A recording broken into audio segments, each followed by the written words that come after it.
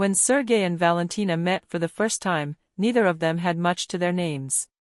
Both were young, fresh out of university, and just beginning their careers. Sergey lived with his mother, Maria Ivanovna, in a modest two-bedroom apartment, while Valentina rented a small flat in the city. Despite their humble situations, the couple's romance blossomed quickly. Within 6 months of dating, Sergey proposed.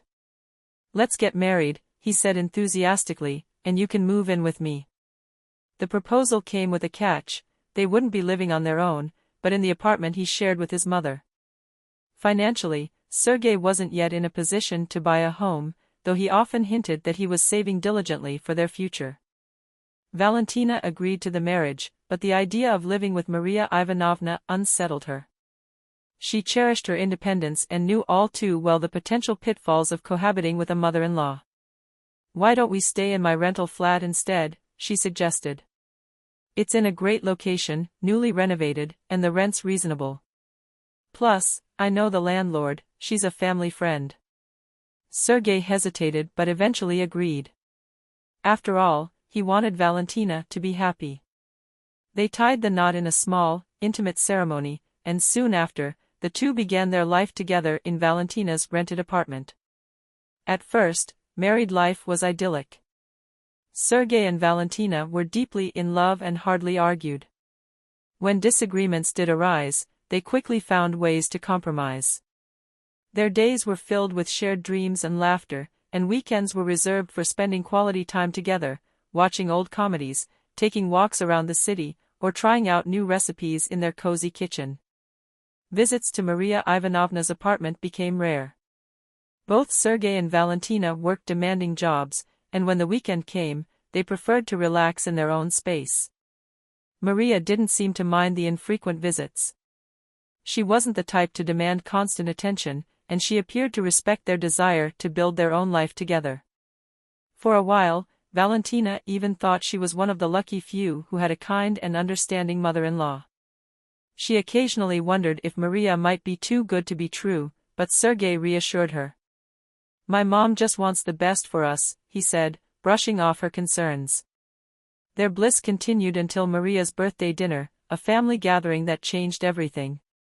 Maria Ivanovna's apartment was filled with the aroma of her homemade dishes, and the table was set beautifully for her birthday celebration. Over dinner, Sergey casually brought up their future plans. "Valya and I have been thinking," he said, "it's time to start planning for our own home." Maria looked up, her fork paused mid-air. "Your own home?" she repeated. "Yes," Sergey continued, undeterred. "We've decided to buy a small studio apartment. It's not huge, but it's a good starting point. We'll take out a mortgage for it, and we've already found a place we like, new construction, affordable, and in a decent area." Valentina smiled at him, adding, "The best part is that it'll be ours, our first step toward building a future together." Maria's face tightened, her previous cheerful demeanor vanishing. "And where are you planning to get the money for the down payment, Sergey?" she asked sharply. "I've been saving," Sergey said proudly. "I've managed to put together enough to cover the initial payment. We're ready to take this step." Maria's gaze shifted to Valentina, her expression icy. "And what about you? What's your contribution going to be?" Caught off guard, Valentina remained composed. "We both work and manage well enough," she said, keeping her tone polite. "The mortgage will be paid together. It's a partnership, after all." Maria snorted, her voice dripping with disdain. "A partnership? My son saved that money long before your wedding. So, tell me, Valentina, how exactly is this your apartment? It sounds like it's Sergey's." The tension at the table was palpable. Valentina felt her cheeks burn but didn't flinch.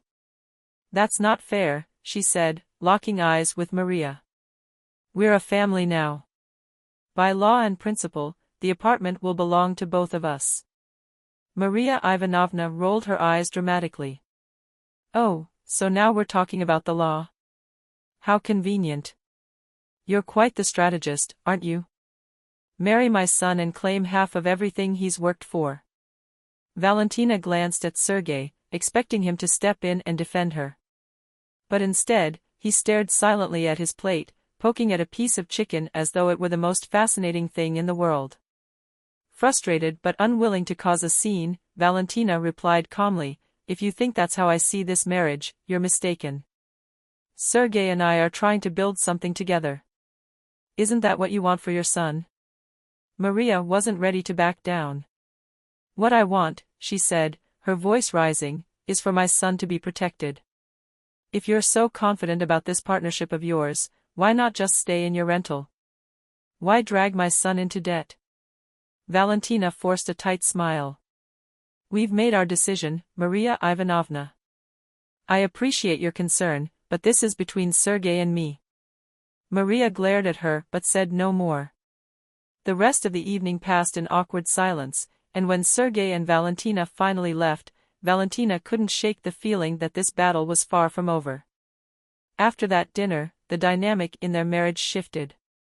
Valentina had always believed Sergei to be her equal partner, but his silence during his mother's outburst gnawed at her. She couldn't understand why he hadn't stood up for her or their shared dreams. In the days following, Sergei became increasingly evasive whenever the topic of the apartment came up.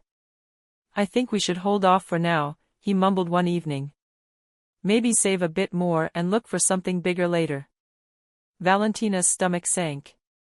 She knew exactly what had happened. Maria Ivanovna had gotten to him.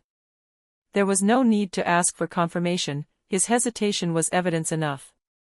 "Sergei," she said softly, trying to keep the frustration out of her voice, "what changed? We were so excited about that studio. It's perfect for us. Why are you second-guessing it now?" He avoided her eyes. "It's just, maybe we're rushing. We could save more, get a bigger place in a better area. It's just smarter, that's all." But Valentina knew the truth. Maria Ivanovna didn't approve, and Sergei couldn't, or wouldn't, go against his mother. Trying to push her disappointment aside, Valentina decided to refocus her energy. A week later, her mother called with unexpected news. "You remember my cousin's son?" her mother asked. Valentina vaguely recalled him, a distant relative she hadn't seen in years. "Well, he passed away recently," her mother said somberly. "And since he had no close family, his apartment was left to us. It's nothing extravagant, but your father and I don't need it. We were thinking of selling it and giving you the money to help you and Sergei buy your own place." The news felt like a ray of hope in an otherwise cloudy sky. Valentina's parents were offering her a way out, a chance to secure their future without relying on Maria Ivanovna's approval. But after some thought, Valentina decided not to tell Sergei about the inheritance just yet. She wanted to avoid another round of interference from her mother-in-law. Instead, she began searching for a suitable apartment on her own. Within a few weeks, Valentina found the perfect place, a 3-bedroom apartment in a quiet neighborhood. It was newly renovated, with plenty of space and a modern kitchen. Using the money her parents had given her, she negotiated the purchase and finalized the paperwork. However, Valentina made one strategic decision: the property would be purchased in her mother's name. It wasn't that she didn't trust Sergei, but recent events had made her cautious. If Maria Ivanovna ever tried to meddle again, this arrangement would keep her plans safe. When Valentina announced the news to Sergei, his reaction was surprisingly subdued. "That's amazing," he said, though there was an odd lack of enthusiasm in his tone. He didn't even ask to see the contract or details about the purchase, something that made Valentina both relieved and uneasy. Maria Ivanovna, on the other hand, seemed almost suspiciously quiet about the matter. Valentina suspected that the older woman assumed Sergei's premarital savings had been used to buy the apartment and that her son still had a claim to it. Valentina decided not to clarify. "We did it," she told Sergei with a hopeful smile as they moved into the new apartment. "This is the beginning of a wonderful future for us." For a brief time, it felt like things might return to normal. But the peace didn't last. The apartment had barely begun to feel like home when Sergei dropped a bombshell. One evening, as Valentina was setting the table for dinner, he walked in, his expression unusually serious. "I need to tell you something," he said, avoiding her gaze. Valentina froze, her intuition screaming that nothing good would follow. "What is it?" He hesitated, then blurted out, "I'm leaving. I've been seeing someone else, and I can't keep pretending anymore." The words hit her like a physical blow. "You're what?" she asked, her voice barely above a whisper.